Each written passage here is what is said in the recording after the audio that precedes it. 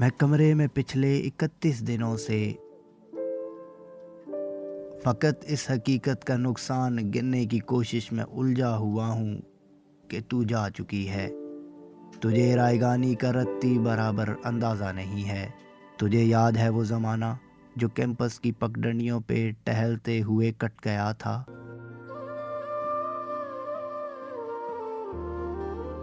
तुझे याद है जब कदम चल रहे थे कि एक पैर तेरा था और एक मेरा। कदम वो जो धरती पे आवाज़ देते कि जैसे रागा हो कोई मुतरिबों का। कदम जैसे सापा गा मापा गा सारे हो तबले की तरखट पे। तक दिन दिनक दिन दना दिन बहम चल रहे थे। कदम चल रहे थे। कदम जो मुसलसल अगर चल रहे थे तो कितने गवैयों के घर चल रहे थे। मगर जिस घड़ी तूने उस राह को मेरे तन्हा कदम के हवाले किया, उन सुरों की कहानी वहीं रुक गई।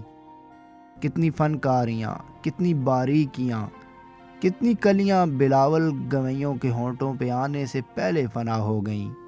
कितने नुसरत फ़तेह, कितने मेहदी हसन मुंतज़िर रह गए, हमारे कदम फिर से उठने लगे। तुझको मालूम है जिस घड़ी मेरी आवाज़ सुन के तू एक ज़ाविये पे पलट कर मुड़ी थी, वहाँ से रिलेटिविटी का जनाजा उठा था कि उस ज़ाविये की कशिश में ही यूनान के फ़लसफ़ी सब ज़मानों की तरतीब को बर्बाद करके तुझे देखने आ गए थे कि तेरे झुकाव की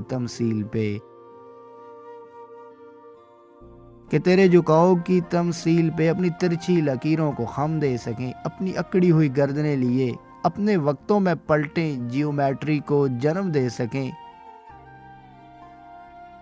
अब भी कुछ फ़लसफ़ी अपने फीके ज़मानों से भागे हुए मेरे रस्तों पे आंखें बिछाए हुए अपनी दानिश्त में यूं खड़े हैं कि जैसे वो दानिश का मंबा यहीं पे कहीं है, मगर मुड़ के तकने को तू ही नहीं है।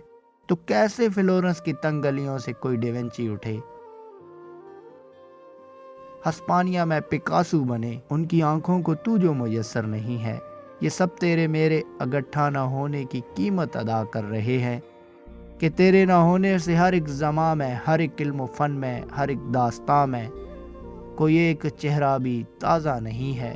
तुझे रायगानी का रत्ती बराबर अंदाज़ा नहीं है।